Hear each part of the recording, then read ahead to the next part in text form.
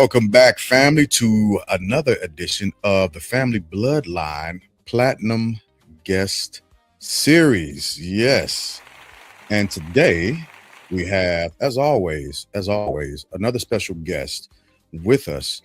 And the information that the guest is about to share is bar none, is ridiculously important, and the listeners should absolutely lean in to what's about to be shared, said, and pay attention to understand how it's going to affect not only them but their children moving forward. So I want to start off with a lead in, like I expressed before, and essentially just read your Meet Lyndsey off of your URL.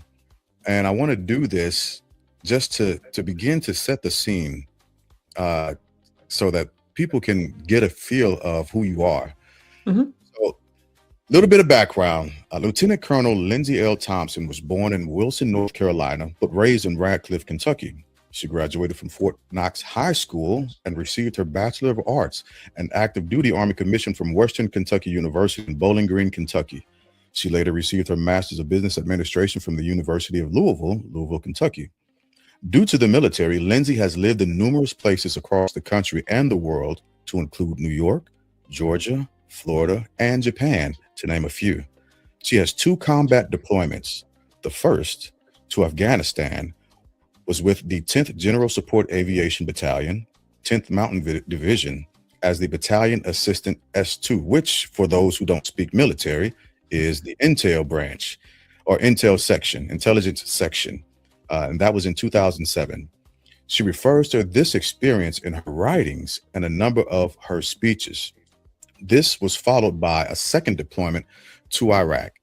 And so, just again, to give a little bit of background before we jump to you, uh, Ms. Thompson is an active duty military member and a CEO, and we'll ask what you're the CEO, the name of your company, but a CEO, an author, and we'll explore your book momentarily, and a speaker as well, which is phenomenal, which is absolutely phenomenal.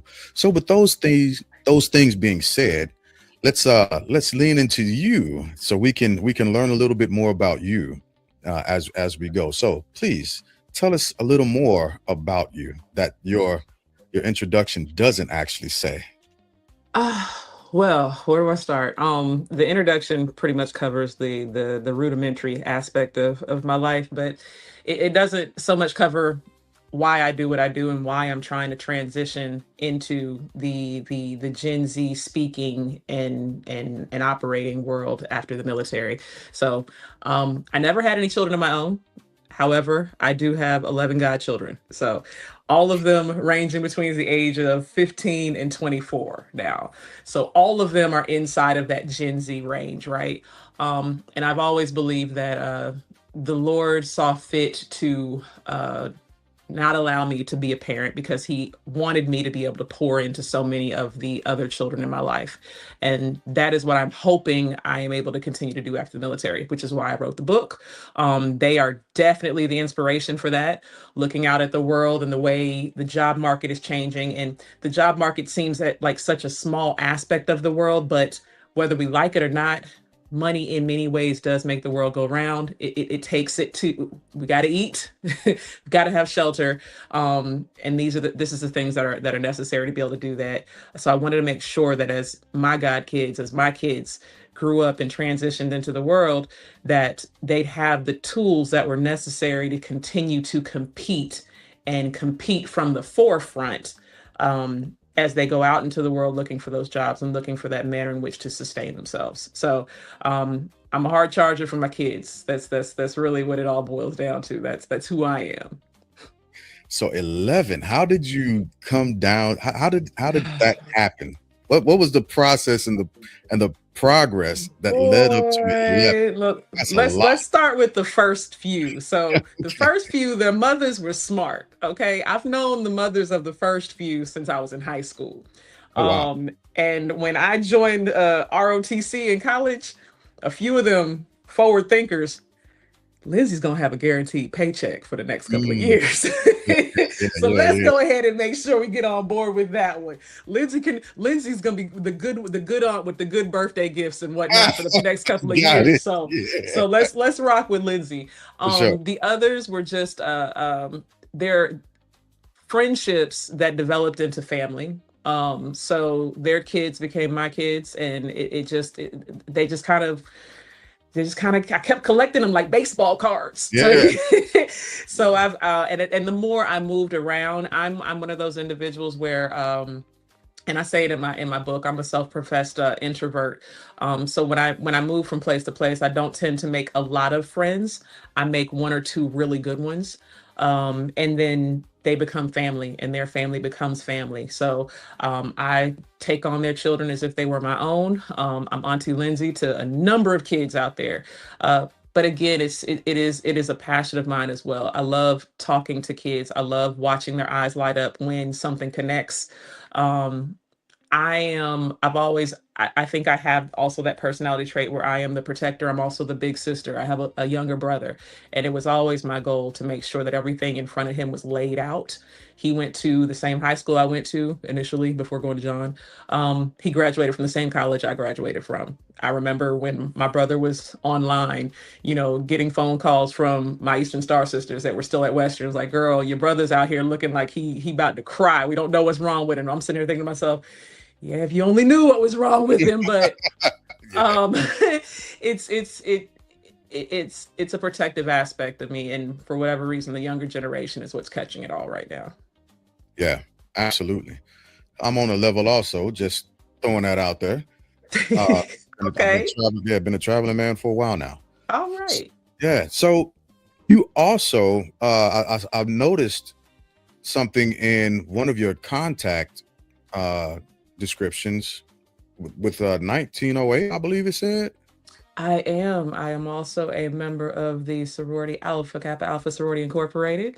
Okay. So yes, I'm a legacy. So my mother is an AKA, my brother is an Alpha. So yeah, we're holding the D9 down.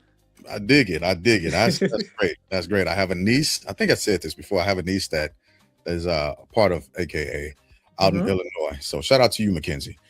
So let's jump into a little bit further. You how many siblings do you have? Just the one, my younger Okay. brother, Desmond. All right.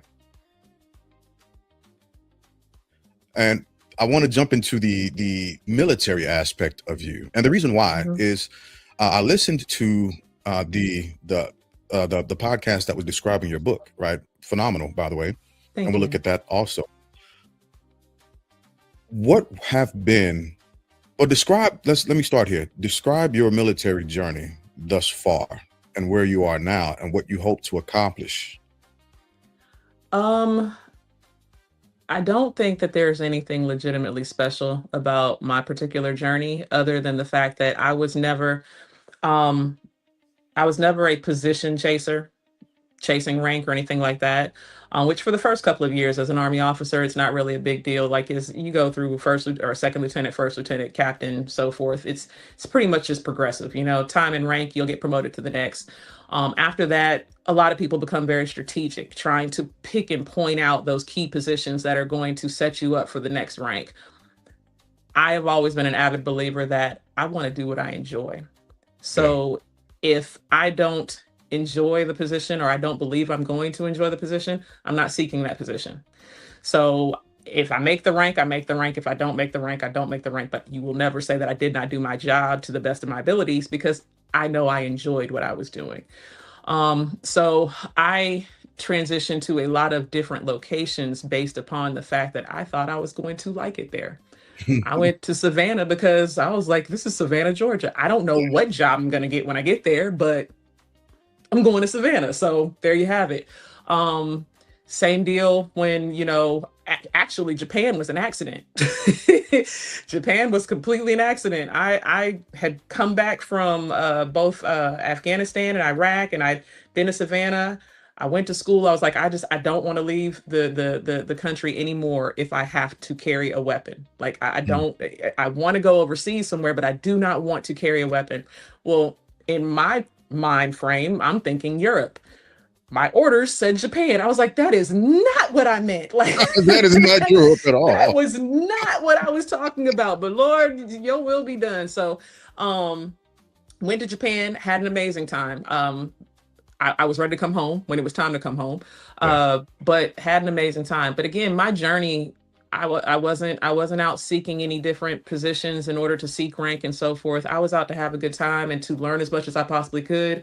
Um, and as long as I continue to enjoy my job, I'll continue to move forward. I'm in a position now that I could have never dreamed of. Mm. I am the battalion commander for the mission support battalion underneath recruiting command. We are basically the tactical arm for all of the marketing that's done in the Army. So I spend 80% of my time traveling to colleges and high schools and bowl games and all of those types of things with my assets. Those, I don't know how many people have seen it, but those big 18 wheelers that you'll see going down the interstate with "Be All You Can Be" written on the side of them, those are mine, right? I've got a team of elite athletes. I've got a warrior fitness team, which are basically CrossFitters. These are soldiers that get paid to come and do CrossFit every day. I've got an esports team in my organization. These are soldiers who get paid to come to work and play video games all day long and to compete and be the best in the world. Like, you can't tell me my job isn't amazing. Like, I didn't even know that this existed. And the Yeah. Lord handed it to me. So I'm just like, you know what? As long as I'm having a good time, I'm gonna keep it pushing. But I feel like this is probably as good as it's gonna get. So Mm.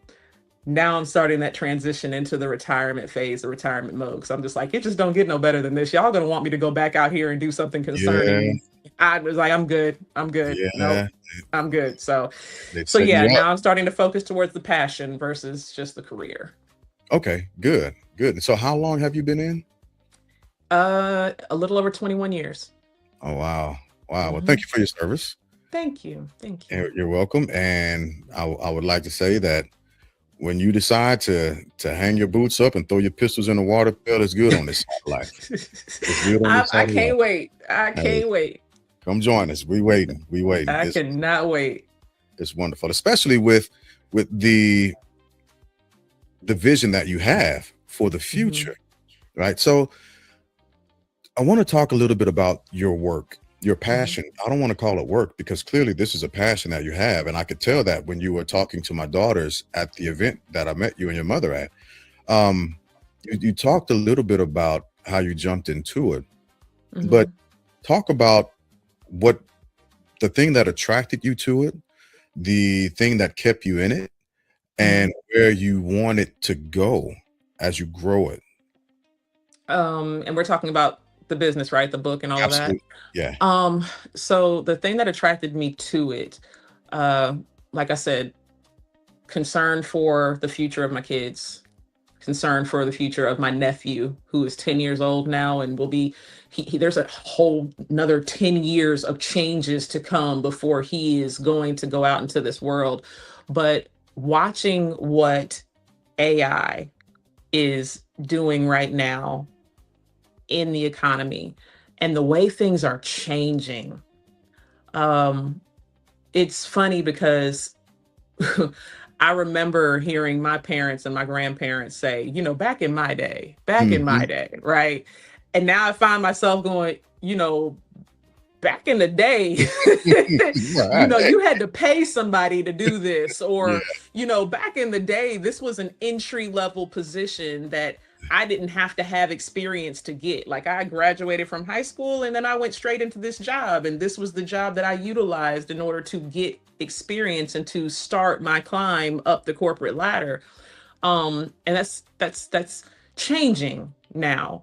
Um, AI is starting to take away a lot of those entry level positions that we used to cut our teeth on. Mhm. Um, they're saying that within the next 40 or so years, AI could, or excuse me, 4 years, so please get that right, 4 years, AI could ultimately replace approximately 40% of the Wow. entry level positions that our kids are or used to utilize to enter into the job market. to start their initial climb of that ladder. So now you've got 40% fewer entry level positions available for our kids. And the other 60% have now transitioned to a mind frame where they're requiring that these kids have 2 to 3 years of experience Wow. before they'll even hire them. Okay, so then you've got kids coming out of high school and college who are looking to go in, or who are looking to compete for this last 60% of jobs that are still available to them. And now, in order to compete, they also have to come with a portfolio of things that they've done before they even graduated. Mm. So it was scary as I was kind of seeing these things. And what I realized is a lot of the things that I've learned over the course of my 21 years in the military, although they don't directly align with the civilian world, they do directly align with the way things are changing. The concept of mentorship, right?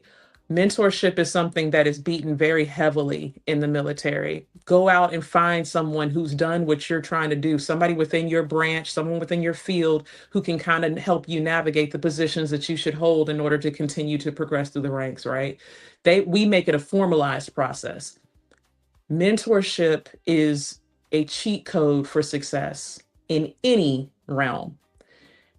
Going out and finding someone who is currently doing what you want to do, going out and then finding someone who has already excelled in the spaces that you want to excel, and having a cup of coffee with these people, Yeah. asking them questions, asking them how they did what they did, their input, their advice, all of these things. And if they feel so inclined to truly invest in you, they have the ability to introduce you to people who will then open up doors for you that you didn't even know existed. They have the ability to show you which potholes to avoid, which courses to take, which ones are just complete waste of time, right? They're saying now that when it comes to the hiring market, 80% of jobs right now are coming through by way of people who know people. It's Oh, being wow. introduced to something. Resumes and all of that, they're great. But if they don't say the right thing and they don't come with someone behind them who basically does a handshake and says, I vouch for this person, you fall to the bottom of the rung. The other thing is leadership. Leadership is Mhm. something that the military has instilled in us since the day we joined. Leadership is the trust aspect of employment. Leadership shows the people that you're working for, those possible employers, that they can trust that you can communicate. They can trust that you can lead. They can trust that you can actually navigate conflict. That's what they're looking for. They're looking for that maturity and that leadership already instilled. Again, our kids are not necessarily coming out of these schools with these types of courses and these types of experience to garner that trust in these possible employers. And then finally is the real world experience piece, and that's the proof. That is the proof positive that I can do what you're paying me to do, or what you're saying you're going to pay me to do. Um, they're not looking for trainees anymore. They're not Mm. hiring you to teach you. They're hiring you to execute. And they want proof positive that you can execute what they're hiring you to do. So, again, the last 60% of these entry level positions are looking for you to come with a portfolio that states, these are the things that I've done. Well, where do they go to get that experience if all the jobs that they would have utilized to get the experience now requires that they have experience to get the job? Yeah. Well, that's where we talk about in the book getting creative. Things like internships. Internships are the new gateway to an actual career. They're using internships as not as part of the hiring process now. So if you want to get in the door, an internship is no longer a luxury, it's almost a requirement, right? Other aspects and other manners in which to get this experience is side hustles, right? Utilizing your mentors and finding jobs, whether they be non-paid volunteer work or paid jobs during the summer, to start to build a portfolio in and around the concept that you would like to work in. So all of these things, spelling it out and packaging it, is what kind of drove me to put this book together. like when I started writing it, I actually started writing the book for something a lot different. I started writing the book for senior level staff sections because I was so irritated by my brigade staff. I was just like, y'all do not understand what the concept of graduate level staff works. So let me write this book and help you guys understand it. And then I was like, no, these are grown people. I'm not. Yeah. Let me focus on the future. So yeah, as I started writing, I was just like, no, there's another group here, a group that I care so much more about that I Mm. prefer to focus on. So that's kind of how the concept grew and what's kind of been keeping me going. I love it. So speaking of your book, and this is your webpage, by the way, Yes. and that is, I will push that up at the top for anyone who wants to navigate to the actual webpage. So talk to us a little bit about the book, the experiences that you shared, not just Mhm. that, but talk to us a little bit about the process of writing your book. Like you were just saying, the transition from, hey, I'm writing this for senior level staffers, but wait a minute, there's another audience that needs to be captured by this. And not just that, but hey, I got a nephew. This world is evolving faster than what we can actually keep pace with. Right. Let me put this out. Let me compile this. And how is it that you compiled it? What did you draw from in order to get the message out in your book? Um, well, like I said, it was initially a it was a angry journal entry directed at my senior leadership staff initially. I was just like, you know what, y'all suck. So I'm gonna basically write this book to tell you how to do your job. Yeah. Um, but again, as I was kind of doing research to help to support the things that I knew naturally by way of my own experiences working for general officers and whatnot, that's when I started to kind of stumble upon some of the information in reference to the current job market and how it was going to start to impact not just, you know, the general employment rate, but the employment rate of the next generation coming into the job market, which happens to be Gen Z. So as I continued to kind of read, mission creep, like I started to refocus what I was, you know, honing in on and started to focus on a solution to something that was bigger than just my gripes and complaints. Um, they say that passion is not what you do for yourself, it's what you it's it's what you provide to others. Mhm. Finding your happiness and provision to other people. And I feel like this is my provision to the next generation and to society in general, whether we want to acknowledge it or not. At some point, this community is going to reside on the shoulders of Gen Z. Yeah. And if we do not set them up for success, then what? Mm. It's not, we will not be here forever. At some point, we are going to completely hand the reins over to them. And when that happens, they have to be prepared to take the reins. And right now, we're not doing them any justice. We're I not. I So agree. this was definitely just a carry on for, you know, the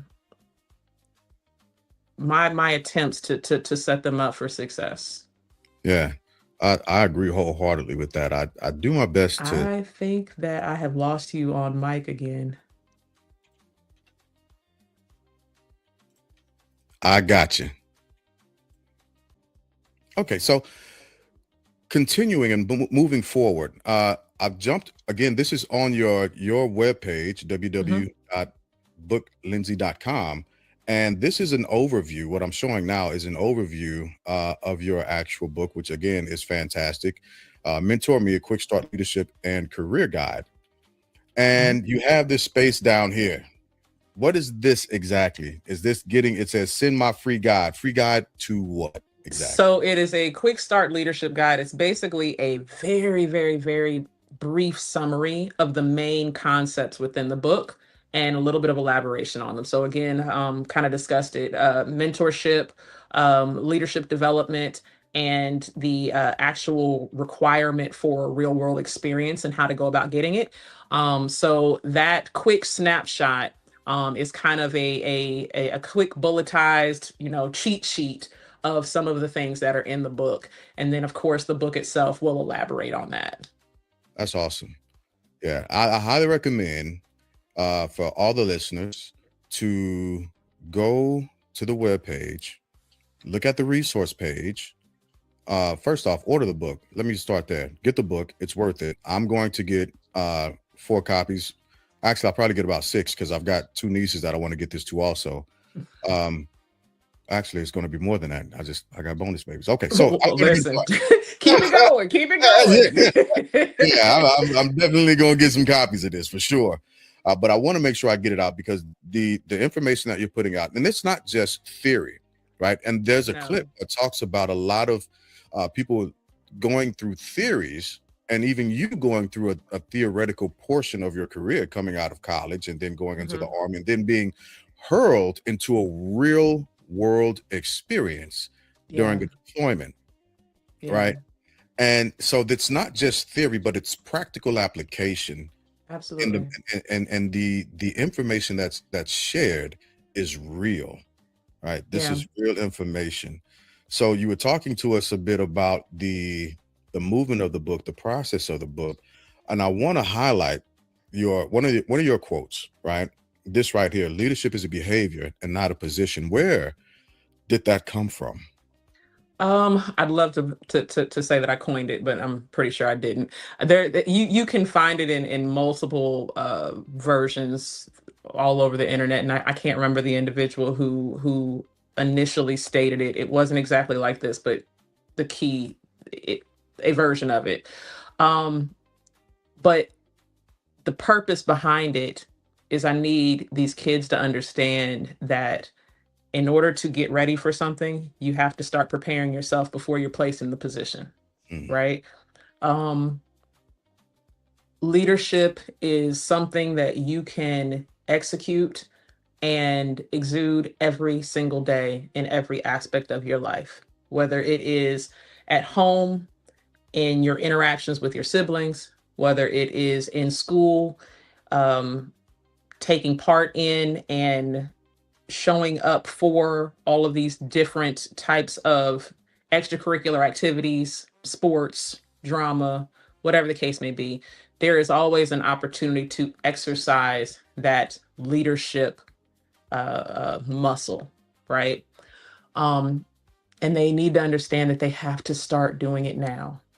You have to start building that muscle memory now, learning as much as you possibly can about the concept of communication and how to communicate more efficiently and effectively, understanding that communication is not what's necessarily said, but it's what's understood by the individuals or individual that you're speaking to. You cannot be a leader if you cannot give direction, and direction that is understood and then executable. Understanding IQ as well as EQ, your emotional intelligence. That's going to help you in the methods of not just avoiding conflict, but directly being able to operate within and around conflict. Every day is not going to be a sunny day. And you have to understand how to work with individuals who may take you there. And because they will. All of these things, again, are expected characteristics of a very, very youthful generation. These are not necessarily things that we had to be as boned up on when we first went into the military or wherever else. We got the benefit of being able to kind of go through a couple cycles in our actual careers before they were expecting us to stand. I've never, she's just a second lieutenant. She's just a lieutenant. Don't worry about the lieutenant. Don't worry about the lieutenant. That was the excuse that we got for a very long time. You're just a lieutenant. They really didn't start taking you seriously until you made captain. And that was only because a captain could be a captain for 8 years. So you didn't know whether or not it was a young captain or if this was a captain that was about to make major who's dang near at 10 years of service, right? Right. So, I mean, but these kids, they don't get that luxury. So they have to understand that leadership is a behavior, it's something that you have the ability to exude every single day. You do not have to wait until you're put into a position that basically states you're the captain, you're the leader, you're the one in charge. Be in charge no matter what arena you're operating in. People should always look to you and go like, you know what, I trust that person. I don't know Mm, what it is about him, but that's the one I'm gonna follow. yeah, absolutely. What is your recommendation or advice when trying to seek out and find a mentor, understanding that you're looking for somebody who's already in the position that you want to see yourself? But what Mhm. other aspects of mentorship should a younger person or anybody for that matter uh, look into, kind of like checking the block, as it were, Mhm. to make sure that they're finding the right fit for them? Um, One thing that you want to look for, and this is something that will take you at least one or two meetings with the person to truly evaluate, is their character. Are they in this for you? Right? Are they willing to help? Do they want to help? Um, do they spend the entire conversation talking about themselves and about the grandiose things that they've accomplished in life and never once, hand it over to you? Are they teachers? Are they somebody who's willing to invest in you? Right? Um, it's one thing to go out and want to talk to someone who has been successful, but that person not necessarily be as committed to seeing you progress as they were, or are they as they are just talking about their own progression, right? Um, so you have to kind of find the balance. They've been successful, but they also want to see you be successful. The other thing, and this is not necessarily what you're looking for in a mentor, but when you go out looking for a mentor, don't be creepy. Don't be creepy when you're going out looking for a mentor. Will you be my mentor? That is, don't do that, Yeah, right? that is weird. Um, go and do some research. Find someone who has, again, like I said, done something that you want to do. Look into one of their projects and be like, hey, I see you did X, Y, and Z. I'm actually interested in doing that as well. I was wondering if you might have a few minutes to talk about that and, kind of give me some ideas as to how I might be able to do something similar. Right. It's a lot of different ways that you can go about it, but don't be creepy. I might, I might have to put that on one of my other podcasts. Be- Whatever you do, don't don't be don't creepy. don't be creepy. Don't be Yeah, creepy. I've had the experience of uh, I worked on the general staff before in the G4, and I was doing a lot with a lot of people, a lot of different sections, and I did have that experience where the soldier was like, "Hey, Sunglass, you be my mentor?" And I was like, "What?" Like, what does that even mean? Like, what do you want from me? Like, being a mentor is a huge responsibility, first off, It and is. I like agreeing with you on a lot of different aspects. It's not a forced entry, as it were. It's a glide path that you take Mhm. because you're establishing a relationship with someone. And again, yeah, wanting to make sure that that person is doing well and being able to correct them when they're falling into pockets of error, and just being like, hey, listen, let's move forward together. This is where you made your mistake. I got it, but this is how you correct that, so on and so forth. But Absolutely. I was quite I what do you mean, can I It, be your? and you know what? But I blame that on the army too, I do too. because again, the army, they made it such a regimented thing. They were just like, well, go out and find a mentor. Well, Yeah, what does that mean? Go out and find a mentor? Okay, fine. So I found somebody who outranks me. Hey, will you be my mentor? And the person that you're talking to is like, me? yeah, Which what the mentor doesn't even know what that means. Like, well, exactly. what do you want me to do? Yeah, yeah, So don't ask the question, will you be my mentor? Ask very specific questions. Hey, you did this. Can you tell me how you did it?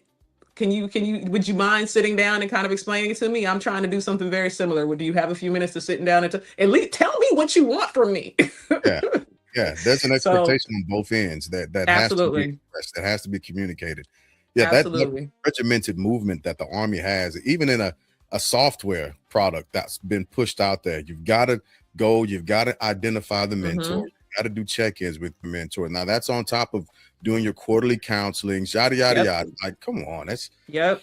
Yep. it's a And very then serious. again, they never explain what the roles of both of those parties are. And the other thing that I discussed in the book is the role of the mentee. Like, in Mm, order to go and get yourself a good mentor, you have to be a good mentee as well. And what does that mean? That means coming to these meetings prepared to have the conversations. If your mentor is leading 100% of the conversation and you're just sitting there in absorb mode, you're not doing it right. You should mm, have some very specific questions when you go meet with this individual, and then be open to feedback. This is when your EQ comes into it. If you're one of those types of people that shut down when you're giving criticism because you think you either know it all or you just simply don't know how to take criticism, you're not a good mentee and you're not going to get anything out of this. You're really not. And then when they give you feedback, come back the next time prepared to give them feedback on the feedback they gave you. Did you execute what they suggested? They mm. want to hear that you did what they spent their time investing in you to tell you to do. And if it worked, great. Tell them that. If it didn't work, great. Tell them that, right? And they can help you kind of tailor that. But it's a two-way conversation, it's a two-way street. You don't get to just sit at the table and go, go. That's Right. not how this works.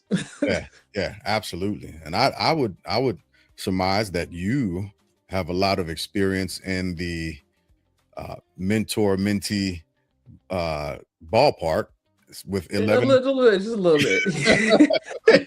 A little bit, but more so honestly, and well, now I think about it, probably in both realms, but I was probably the one making the mistake as a junior and doing exactly what that young soldier did to you. Yeah. Man, will you be my mentor? What does that even mean? I did it to a 3-star. Oh goodness.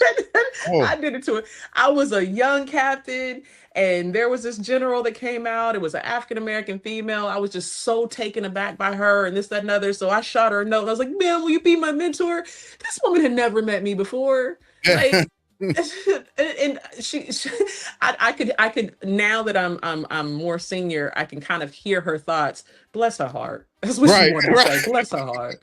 Bless her heart. Just, it is what it is.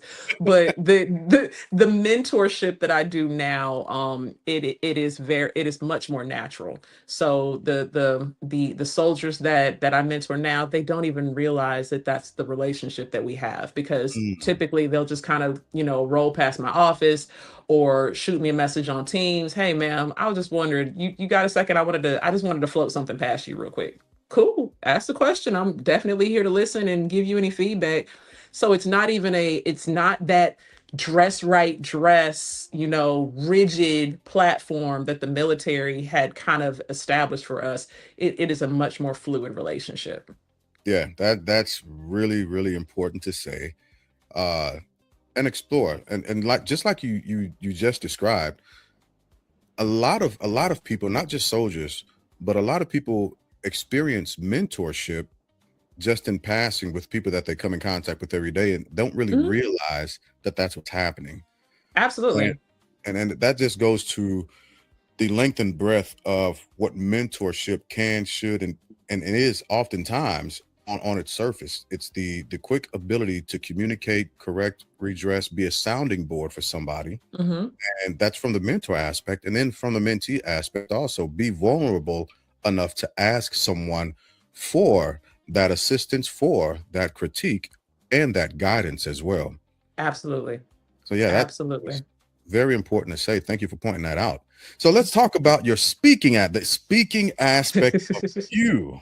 This, Yes. so have you been on summits, or have you engaged in any actual speaking platforms just as of yet? So not outside of the military yet, right? So this is probably obviously doing, speaking engagements for different local community groups and things of that nature. But the military has been my sole focus. So because I'm still technically in the military, I don't have a lot of time to be out traveling and doing all that. But I am hoping that this is my journey towards getting to these larger platforms, right? um I'd like to do community workshops for kids. I'd like to do leadership workshops. I want to do small interactive career counseling groups to help kids more, not necessarily with one-on-one, because I really don't have the time for it right now, but sitting down as a group and discussing some of their concerns as they're getting ready to transition out, and then reviewing resumes and all of those types of things. Like, these are all the things that I want to do. But yeah, the speaking platform at this point has been more so military directed, just because of the nature of my current profession. But I'm hoping that over the course of the next, what is this, March? I hang up my boots in December. So come December, I want to hit the ground running, and I want to be able to go out and do, the high school commencements and all of those things. Speaking of which, this book is an amazing high school and college graduation gift. We're getting ready to go into the graduation season. So for those who are still out there figuring out what they're going to get their graduate for graduation, definitely a spot on target, spot on gift.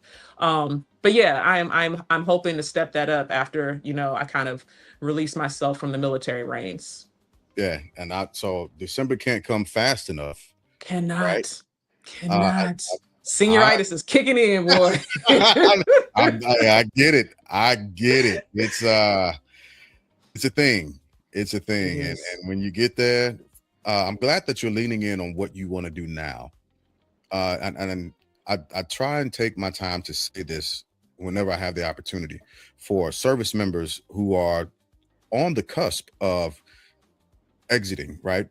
Doing your final exodus from your military mission. It's worth stepping into the things that you want to do now. Right. Right. If you see yourself as an accountant and you've already got your degree, well, then you need to start practicing that craft now. And if you don't have your degree, position yourself to receive and get your degree, right? Whatever you're going to do, wherever you see yourself in the future, you should start doing it at the very least, 2 years before you exit. Absolutely. Absolutely. And the crazy thing about it is the book was really an afterthought, right? So like I said, it started off as a basically a temper tantrum. But then, crazy enough, so my father went to one of the Classic games down in Georgia, I believe.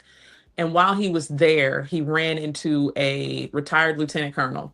And my father, Big T, the man knows everybody. He ain't never met a stranger, right? Yeah. Not even in Georgia. So he's outside and he sees this guy's car, and he comes back into the hotel lobby. He was like, "Hey, whose car is this? It's a really nice car." And the retired lieutenant colonel said, "It's mine." So they're chopping it up in the hotel lobby. And turns out the guy's father had been stationed up here at Fort Knox while my dad was still active duty. So my dad knew the dude's father. Wow. So they're talking, and he's telling, he's telling the guy, my dad's telling the guy that, his daughter's getting ready to retire, lieutenant colonel. And dude's like, "Oh, I'm a retired lieutenant colonel, blah, blah, blah, blah." He's telling him what I wanted to do. He was just like, "Well, she wants to go into public speaking. She wants to focus on, Gen Z and blah, blah, blah. And she's trying to write a book."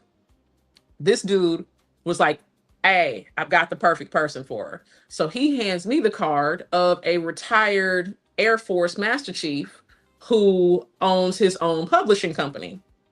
So fast forward, literally 2-3 weeks later, I hit up Lieutenant Colonel Retired Ship. "Hey, sir, thanks so much for the business card. Dad just got back, gave it to me. Appreciate you. Now I am now forever on his what do you call verse of the day, Bible verse of the day text message thread." But I get a hold of retired Master Chief Cunningham, Dr. Cunningham, and Dr. Cunningham is the one that walked me through this entire process. Because I'd never published a book before. I didn't know how to go about it. I didn't know any of this stuff. So it's just by way God's grace and laying everything out.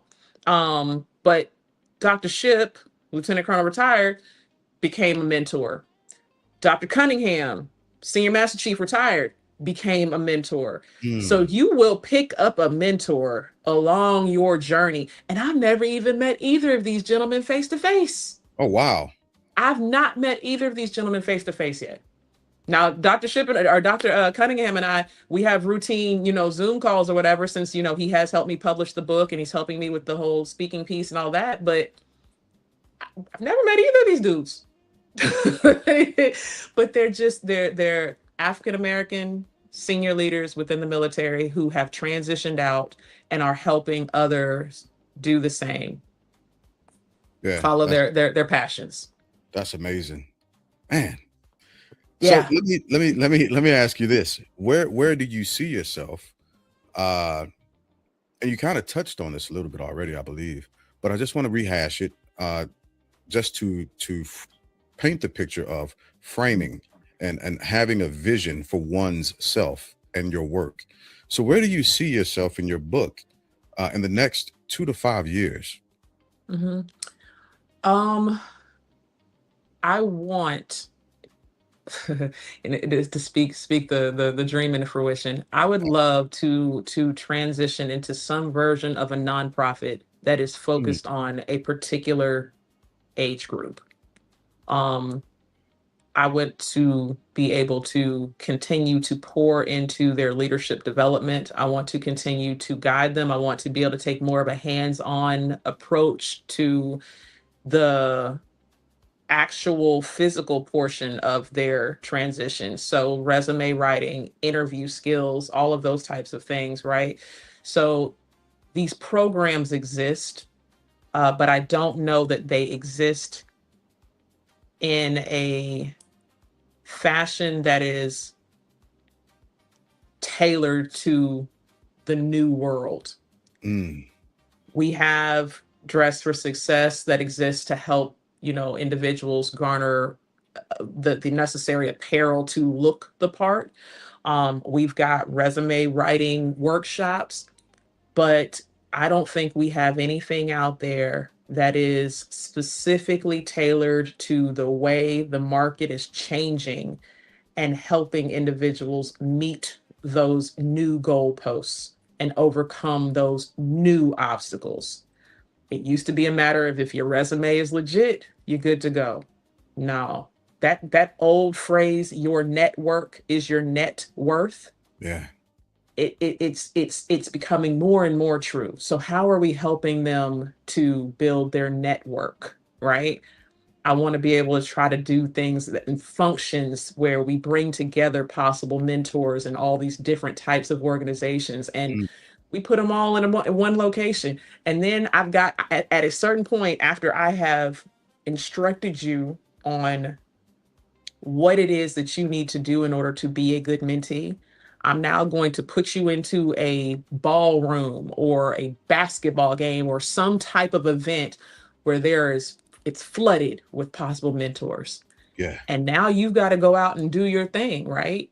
Because you're either going to sink or swim.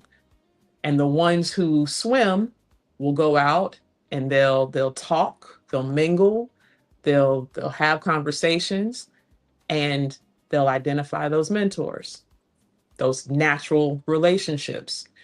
Um, I want to, again, host small group settings where we are discussing the challenges that they're having and we're addressing all of their gaps one by one, whether it be a skill gap or if it's their positioning gap. Let's talk about your LinkedIn page. Let's talk about your resume. Let's talk about the people that you need to communicate to. Are you sending out these introduction emails via LinkedIn to people who might be in a position to be able to assist you? It's a whole lot of stuff I got going on in my head. I just got to figure out like what that looks like in a structured manner, right? yeah, So, yeah. yeah. That's amazing. I'm here for it. I hope that you'll come back and you'll keep us Oh, updated absolutely. on your progress so that we could be a part of your journey as well. Uh, Absolutely. Absolutely. like I tell all of our guests, the Family Bloodline Network, we're just as invested in hearing what you're communicating as what you're putting action to and in as well.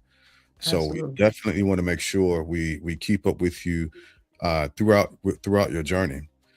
So we are going to transition to the end of the the interview, unfortunately, because I think we could talk about this all day. I absolutely love the vision, the heart and the passion that you have for the future.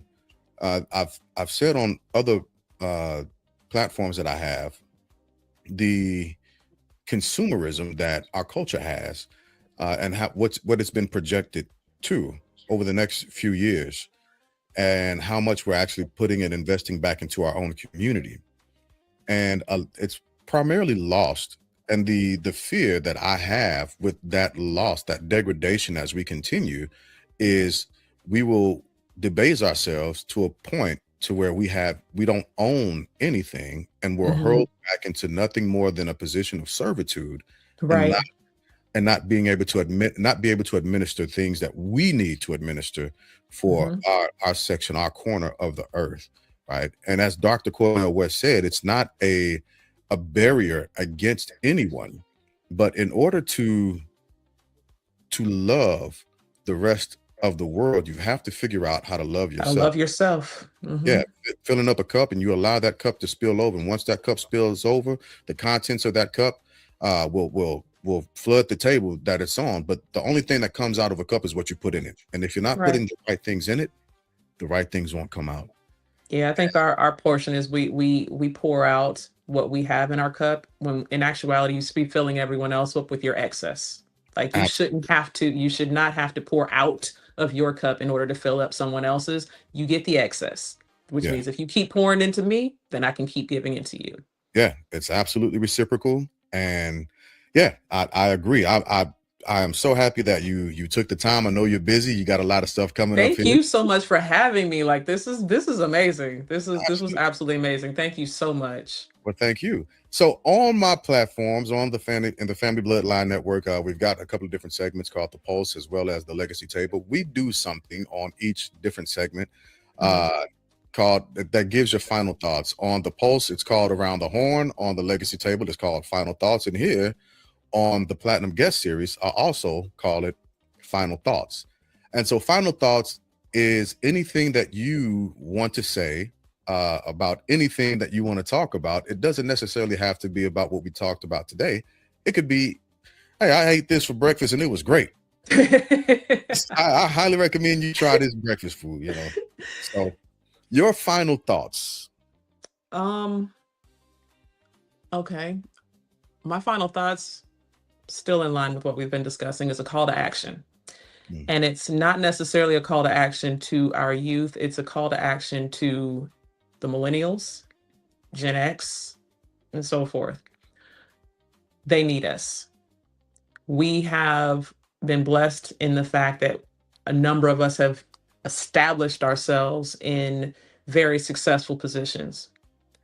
And it is time to turn around and give back. If you are not mentoring someone within our community, you are doing our community and the next generation a disservice. So I am asking, this is a call to action to my generation, to our parents' generation, to go out and actively seek someone who is looking for guidance, right? Yes, a lot of the responsibility should fall on them to come and look for a mentor, but doesn't always happen that way. And some of our kids are very introverted and have not really mm, expressed them. They haven't gotten a hold of who they are yet, and they need a little bit of help. So that is my call to action to the other generations. Go out and help, seek out, give guidance, do all the things, right? Help them get that experience, pull them under your wing, and hey, get some free labor while you're at it. Internships are awesome. It's unpaid labor, but they get to reap the benefits of the actual experience. So that's my final thought. amazing, amazing. So as always, I absolutely again I appreciate your time and your patience. For everyone who's going to come across these videos, I ask that you share and have the person that you shared it with share to somebody else and continue that trend. Make sure for the YouTube, go to the YouTube, go to the Instagram, follow, like, and subscribe to these pages. The YouTube and Instagram are the same. It is at LDR Ship Enterprises. Make sure that the LDR, the S, and the E are capitalized on YouTube, and go forth and do great things with that. Interact, ask questions, pick brains, Absolutely. and again, assist where you can. So once again, thank you for hopping on. I appreciate you. Thank you for your time. Stick around with me for a moment, and we will see you all on the next round of the Platinum Guest Series.